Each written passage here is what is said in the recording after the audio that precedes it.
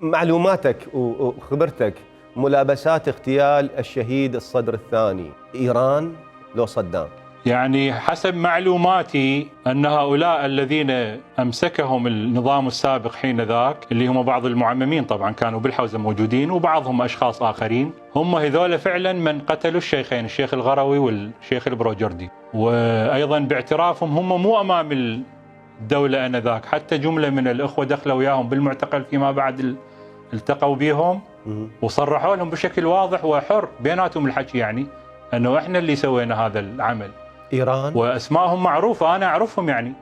إيه؟ كانوا ناس من السالكين المنحرفين، وكانت عندهم ممارسات ببعض المدارس الحوزوية من شرب الخمر. مدفوعين من قبل من؟ وطردتهم في حينها السيد الشهيد، معروفة هذه. مدفوعين من قبل من؟ أما مدفوعين من قبل من؟ هم عندهم أفكارهم الانحرافية وأشياءهم اللي هم مقتنعين بها من سلوك منحرف باطل إلى آخره، اللي كانوا بصريح العبارة يعني الرواية الرسمية صدام اللي قتل الشهيد الصدر الثاني البروجردي الغروي صدام.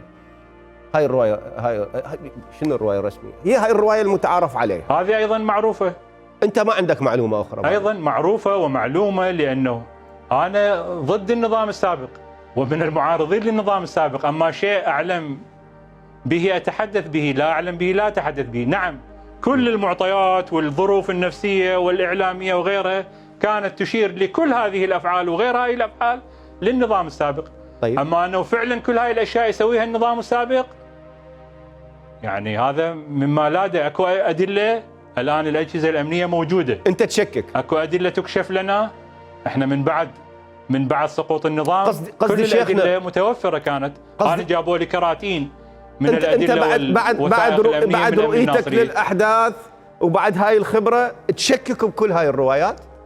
السيد محمد الصدر كان يرى الخامنئي ليس بمجتهد، فمن هذه الناحية ليس له الحق بولاية الفقيه، لأن ولاية الفقيه للأعلم، وهو ليس بأعلم وليس بمجتهد. هذا ما كان يقوله السيد الشهيد.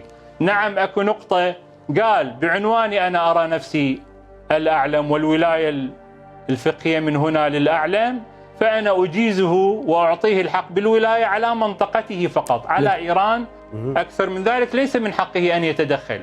أصدرت مديرية الأمن العام بيانا أعلنت فيه تنفيذ حكم الإعدام بالمجرمين الذين اغتالوا غدرا الشهيد المرحوم محمد صادق الصدر ونجليه. وفيما يأتي نص البيان: بسم الله الرحمن الرحيم. ولكم في القصاص حياة يا أولي الألباب لعلكم تتقون. صدق الله العظيم.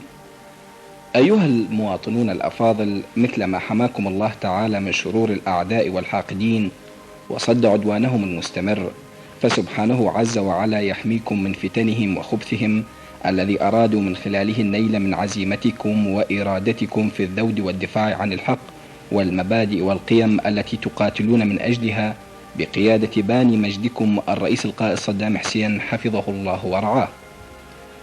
كما اطلعتم في الأسابيع الماضية على اعترافات الجناه المجرمين الذين اغتالوا غيلة وغدرا الشهيد المرحوم السيد محمد صادق الصدر المرجع الديني المعروف ونجليه المرحومين مصطفى ومؤمل، فإن الحق يعلو ولا يعلى عليه، فاقتضت إرادة الله تعالى التي سنها سبحانه في قصاص المجرمين وتحقيق عدالته تنفيذ حكم الإعدام شنقا حتى الموت الذي أصدرته المحكمة المختصة بحق المجرمين كلا من: 1.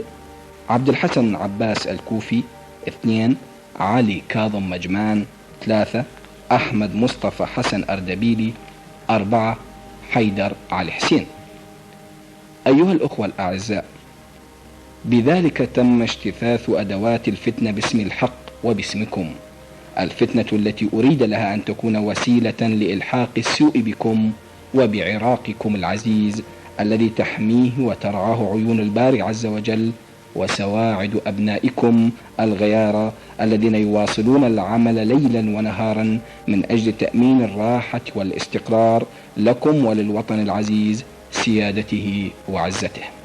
كل المعلومات والمعطيات تشير إلى استبعاد نظام الرئيس صدام حسين بعملية اغتيال الشهيد محمد صادق الصدر، كون الراحل كان من المراجع المعتدلة وتنتمي إلى عائلة عراقية عربية. وليس للنظام مصلحة باغتياله، ولكن مقتدى الصدر يصر على اتهام البعث باغتيال والده، علما أنه كان على اطلاع كامل بمجريات التحقيق في ذلك الوقت، وقد شهد على إعدام المجرمين الذين ارتكبوا هذه العملية.